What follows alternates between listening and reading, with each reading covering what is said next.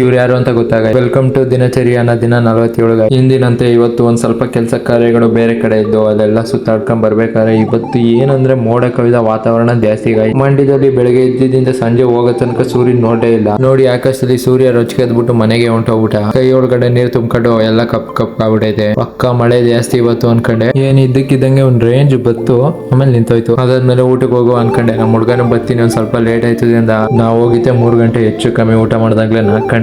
ಏನಿತ್ತು ಅಂದ್ರೆ ನಮ್ಮ ಅದೃಷ್ಟಕ್ಕೆ ಅದೇ ಮುದ್ದೆ ಉಪ್ಸಾರು, ಅದ್ರಲ್ಲಿ ಬೇರೆ ಹಾಫ್ ರೈಸ್ ತಗೊಂಡು ಒಂದ್ ಹಪ್ಳ ತಗೊಂಡು ಹಪ್ಳನು ಬಿದ್ದೋಯ್ತು ಗೈಸ್ ನಮ್ ದುರದೃಷ್ಟಕ್ಕೆ. ಅದನ್ನೇ ಒಂದು ಹಾಫ್ ಒಂದು ಫುಲ್ಲು ತಿನ್ಕೊಂಡು ಇವತ್ತು ಒಂದ್ ಸ್ವಲ್ಪ ಡಿಸ್ಕಷನ್ ಜಾಸ್ತಿ ಗೈಸ್. ಎಂತದ್ದು ವಿಷಯ ಅಂದ್ರೆ ಗೈಸ್, ನಾನು ಮಾಡ್ತಾ ಇದ್ದೀನಿ ಬ್ಲಾಗ್ ಒಂದ್ ಸ್ವಲ್ಪ ಕರೆಕ್ಟ್ ಆಗೈತಾ ಚೆನ್ನಾಗೈತಾ ನೋಡಿ ಅನ್ಸಿಕೆ ತಿಳಿಸಿದ್ರೆ ನಂಗೆ ಗೊತ್ತಾಯ್ತದೆ. ವ್ಯೂಸ್ ಹಿನ್ನೆಲೆಗಿಂತ ಕಮ್ಮಿಯಾಗಿ ವ್ಯೂಸ್ ಗಳೇ ಸಿಗ್ತಾ ಇಲ್ಲ ಸರಿಯಾಗಿ. ಮೊದ್ಲು 6-7 ಸಾವಿರ ಹೋಯ್ತಾಯ್ತು, ಇವಾಗ 2-3 ಸಾವಿರ ಹೋಗೋದೇ ಹೆಚ್ಚು ಆಗ್ಬಿಟ್ಟಿದೆ. ಕಾರಣ ಏನು ಅಂತ ಗೊತ್ತಿಲ್ಲ, ಮೋಸ್ಟ್ಲಿ ಮುದ್ದೆನೇ ಕಾರಣ ಇರ್ಬೇಕು. ಯಾಕಂದ್ರೆ ಕಾರಣ ಏನು ಸಿಕ್ಲಿಲ್ಲ, ಅದಕ್ಕೆ ಅಪರಾಧನ ತೆಗ್ದು ಮುದ್ದೆ ಮೇಲೆ ಹಾಕ್ಬಿಟ್ಟು ಕೆಲವರು ಮುದ್ದೆ ಉಪ್ಸರೆ ಕಾರಣ ಹೋಗಿರ್ಬೇಕು. ಅದಾದ್ಮೇಲೆ ನಮ್ಮ ಹುಡುಗ ಒಬ್ಬ ಇದ್ದ ಗೈಸ್. ಏನಂದ್ರೆ ವಿಷಯ, ಅವನು ಮುದ್ದೆ ತಿನ್ನಲ್ಲ, ಅಪ್ರೂಪಕ್ಕೆ ತಿನ್ನೋದು ಇಲ್ಲ, ಇದುವರೆಗೂ ತಿಂದೇ ಇಲ್ಲ ಅವನು. ಒಂದ್ ದಿವಸ ನನ್ನ ಜೊತೆಲಿ ಊಟ ಮಾಡ್ತೀನಿ ಅಂತ ಬಂದ. ಆಯ್ತು ಬಾಗುರು ಅಂತ ಕರ್ಕೊಂಡು ಹೋದೆ ಹೋಟ್ಲಿಗೆ. ನಾನು ಮುದ್ದೆ ತಗೊಂಡೆ, ಅವ್ನು ರೈಸ್ ತಗೋತಾ ಇದ್ದ. ನಿಂಗೆ ಏನ್ ಬೇಕು ಅಂತ ಕೇಳಿದೆ, ಮುದ್ದೆ ಬೇಕು ಅಂತ. ನಾನು ಒಂದ್ಸಲಿನೂ ಮುದ್ದೆ ತಿಂದಿಲ್ಲ, ಈ ಸಲಿನೇ ಫಸ್ಟ್ ಟೈಮ್ ತಿಂತಾ ಇರೋದು. ನಂಗೆ ಹೇಳ್ಕೊಡೋ ಅಂದ. ಆಯ್ತು ಅಂತ ಹೇಳ್ಕೊಡೋ ಅಂತ ತಿನ್ನು ಅಂದೆ. ಅವನು ನಾನೇ ಒಂದ್ಸಲಿ ಮುದ್ದೆ ತಿಂತೀನಿ, ನೀನೇನು ಹೇಳ್ಕೊಡ್ಬೇಡ ಅಂದ. ಸರಿ ಗುರು ಆಯ್ತು ತಿನ್ನು ಅಂದ್ರೆ ಅವನು ಮುದ್ದೆನ ಹಂಗೆ ಅಕ್ಕ ಅನ್ನ ತಿಂದಂಗೆ ತಿಂತವನೆ. ಇವತ್ತು ಅಗಡೆ ಅದು ಅನ್ನ ಎಲ್ಲ ಕಣೋ, ಮುದ್ದೆ ಹಚ್ಕೊಂಡ್ ನುಂಗು ಅಂತ ಹೇಳಿದ್ನೆ. ಮುದ್ದೆ ಇವತ್ತಿಗೆ ಸಾಕು, ಇನ್ನೊಂದ್ಸಲಿ ತಿನ್ನಲ್ಲ ಅಂತ ಮಡ್ಗೆ ಊಟ. ಹೀಗಿತ್ತು ಕಾಮಿಡಿ ಡೈಲಾಗು. ನಗ ಬರ್ಲಿಲ್ಲ